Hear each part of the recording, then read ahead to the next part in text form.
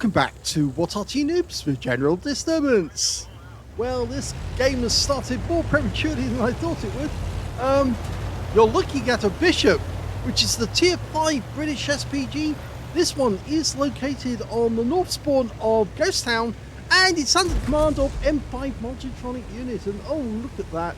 It looks like some of the teammates are not getting on well and playing with people. No, they are fighting against each other. Oh dear. Anyway, the Bishop, it's got a 4.5 inch howitzer mounted on top of a hull that belonged to a Valentine II, and it's capable of doing 450 alpha, 28mm a pen, and the standard reload is 12.37 seconds, but you can see that M5 has managed to get it down to 10.08. So it's a very fast firing Arty. It's got a very high trajectory as well, which means that you can shoot up over some objects and land a shell behind them, rocks and the like, and he might even be able to get a shell into that little pit in between the two buildings. But at the moment, he's lost sight of the enemy. The other unfortunate thing about the Bishop is it does have a rather short range, and that actually did happen in real life. Oh, he gets a direct hit with his first round on the ARL-44, 128 hit points. Yes, as I've mentioned many times, but if you are a new player, yeah, the Bishop really did have a range problem in reality. That was actually down to the fact that the way the howitzer was mounted inside the structure on top of the vehicle was actually too low, it's too bad an angle to actually enable the 25-pounder gun to shoot adequate range. Oh, he's got a kill shot this time, 63 hit points off the ARL-44, and he's out the game. Now, we're looking over here because there is a T-34 85 over in that corner. Rounds out, and oh, that one hurted. That's a penetrating shot for 426, a low roll. He's going to try and do the same thing again. If that guy stays where he is, he's a dead duck. And he is. So his second kill of the game. In fact, he's the only player on his team who's actually managed to get a kill. In fact, he's the only player in the game who's managed to get a kill so far. And he's got more than one. Fires a snap at the Chi-Nu. Notices a KV-1 nearby as well. Going for the Chi-Nu though, because he was tracked. So he's probably burned his repair kit to get back into action. Oh, he's got another kill. 3 kills now. The only player to get a kill in the game has now got 3 of them. And he's going for the KV-1. And he gets another hit, 135. He's absolutely hammering these guys, dominating the battlefield. Rounds out. And another hit. He's just smacking them to pieces. Now he's lost sight of the KV-1, but there is another KV-1 just sitting on that corner. And somebody else on his team has finally got a kill, which means now, yep, they're finally waking up and realizing how much M5 was doing. He gets another shot onto a VK3002D. At least I think it was the 3002D. It may have been the 32M actually. And another hit, this time on the VK2801-105. He's found an angle where he can lift the shell over the top of those buildings into the tanks the other side. And another 150 hit points. That guy must be tracked. And that's the beauty of this Arty, because it can fire in faster than you can fix your tracks unless you use your repair kit. And it forces you to use your repair kit if you want to stop those shells coming in. That's one of the lovely things about the Fifi, the 105 FH18V2, and of course this Arty and the FV304 for that matter, is they've got such an incredible fire rate that it makes it very difficult for the enemy to not use their repair kits, because if they don't fix their tracks and get out of there, they literally get chopped to pieces. The death by 1,000 cuts is what Jingles called it once. He doesn't particularly like Arty, but of course he does play World of Warships, which is of course World of Arty at sea. Okay. Fires a snap at the VK, who misses that one. And there's the KV-1. Is that the same one he was firing at before? I think it might be, actually. We're 4 up on the enemy now. Fires another snap. Just misses the KV-1. Yes, M5's got this habit where he looks away after he shoots.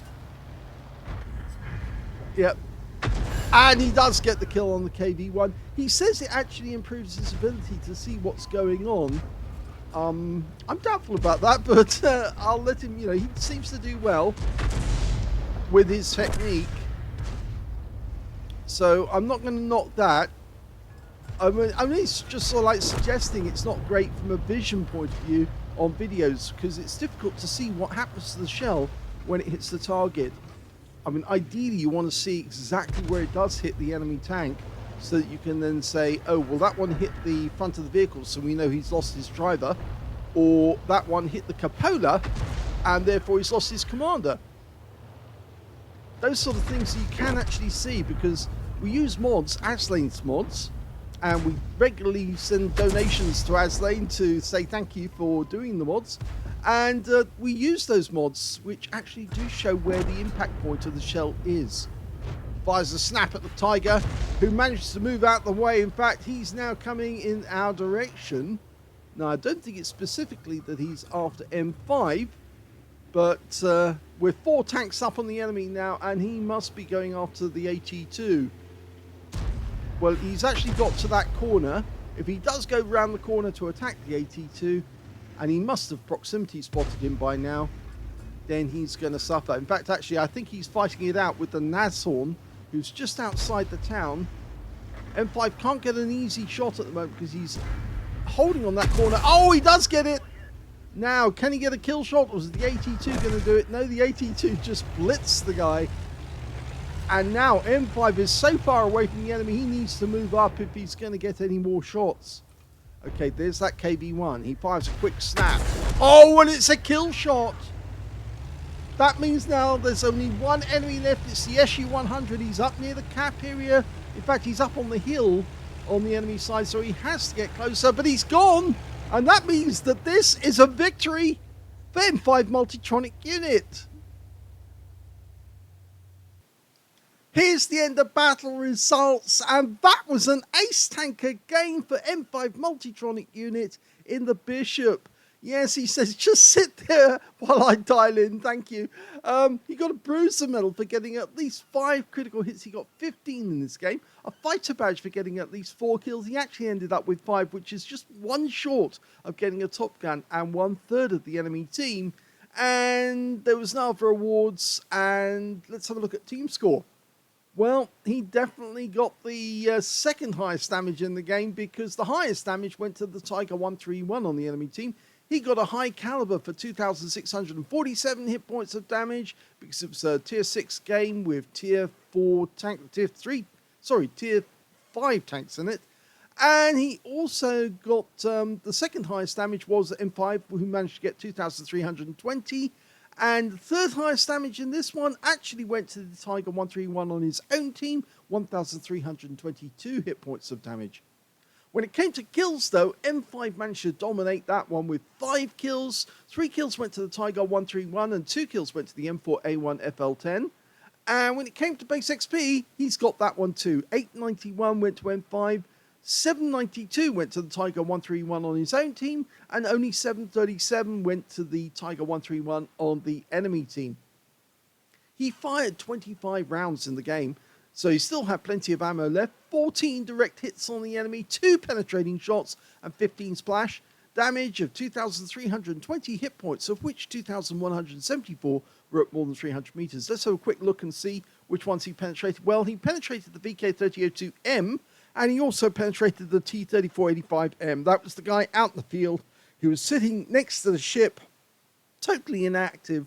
I think he must have been fairly badly damaged by that first round, but the second round was complete wipeout. Anyway, let's go back to the detail, and we can see that he also damaged 8 of the enemy, killed 5 of them, so couldn't get a Confederate because he damaged and killed too many enemy tanks. On a free-to-play account, actually, he earned a profit of 57,844 credits for the game. And he also took away 891 base XP as well. So a very profitable game there for M5 Multitronic Unit. He asked, how do we actually get the rating for a battle like this? Well, this is a replay that's on watt replays, and they actually miss out on a lot of data that you would otherwise see, such as medals, which they don't include, which the Watt Record site does. This is what the Watt Record site looks like for that particular replay, and you can see that it does have a win rate of 9,693, which is super unicum and a lot more. But it's actually showing the same number of medals, so yeah, it looks the same there. Same information, but they do provide a bit extra, so they show things which the other sites won't show. So I'd recommend that you use either Watt Record or Salty Jedi Watt Record to put your replays up, because it's much easier to find them, because there's an awful lot of replays going up on Watt Replays, but secondly because they do give better information, and they will show all of the data on the credits you earn and the XP, which Watt Replays sometimes misses out.